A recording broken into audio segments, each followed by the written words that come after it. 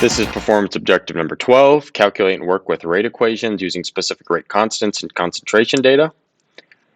The rate of reaction can be defined when A is being turned into B as the change in concentration of B over the change in time.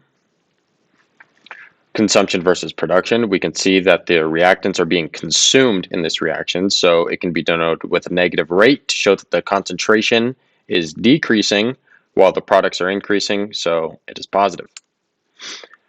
When we're dealing with stoichiometric coefficients, such as in this problem where we have 1 mole of A reacting with 2 moles of B to synthesize 3 moles of C, we can see that the rate of A is defined as the negative concentration of A over time because it is being consumed.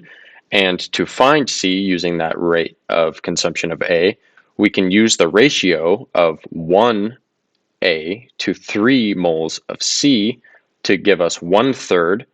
The concentration of A will give us the rate of production of C. So applying this in example 1, we can see that for the reaction where we have nitrogen gas reacting with 3 moles of hydrogen gas to form 2 moles of ammonia, the rate of consumption of the hydrogen gas was observed to be 3.5 times 10 to the negative 4th moles per second under the given conditions.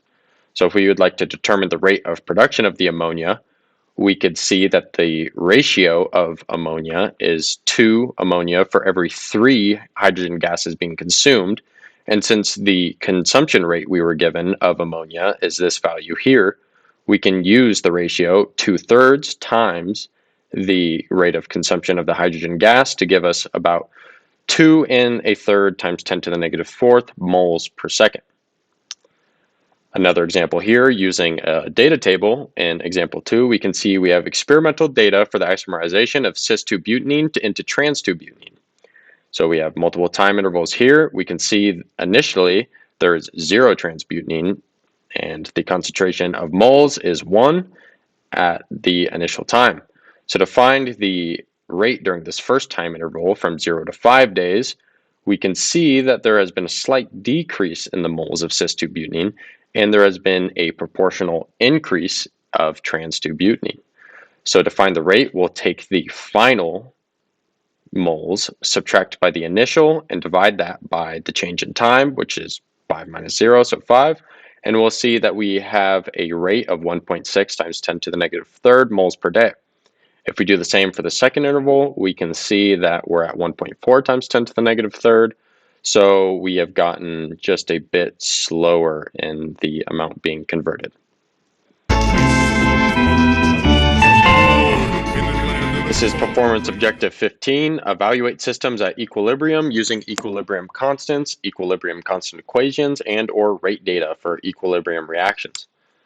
So what is equilibrium? That is when the reaction comes to equilibrium. It doesn't mean it stops, but the concentrations become constant.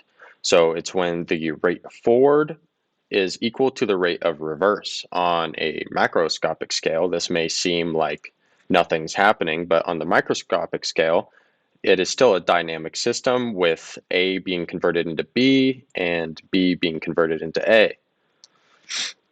So as we can see, if we put the rate in moles per second on the y-axis and time in seconds on the x-axis, the forward reaction, which is A being converted into B in my previous example, is fastest at the initial time, while it seems that there was no B at the initial time, no products, so there was no reverse reaction. But over time, as we see, as more of the reactants are converted into products, there starts to be a higher rate of products going back into reactants until we reach a constant, which is when equilibrium has been reached and the concentrations of A and B remain the same. So the law of mass action tells us that we need to account for the coefficients of the reactants and products, so moles. So if we had A moles of A plus B moles of B being converted into C moles of C plus D moles of D, we can see the equilibrium constant would be defined as the concentration of C raised to its stoichiometric coefficient little c times the concentration of D raised to its stoichiometric coefficient D. And that will all be divided by the concentration of A raised to its stoichiometric coefficient, and the same for B. So doing an example with this, we have some reactants being converted into some products, but it is a dynamic equilibrium that is going to be reached. So there will be a continual exchanging between reactants and products, even when it seems to us that nothing's happening. So the rate constant for the forward and reverse reactions for the following reaction have been measured.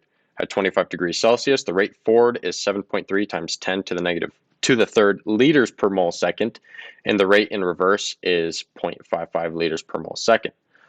So we know that the rate forward, which is how quickly these are being converted into products, is this value here, and the rate reverse, which is how quickly the products are going back into reactants, is right here.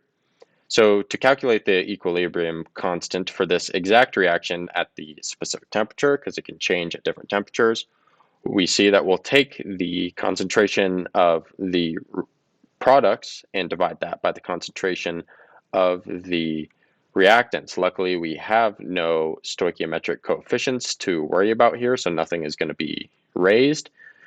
And we can define this as the given rate forward divided by the rate in reverse, and that gives us 1.3 times 10 to the fourth.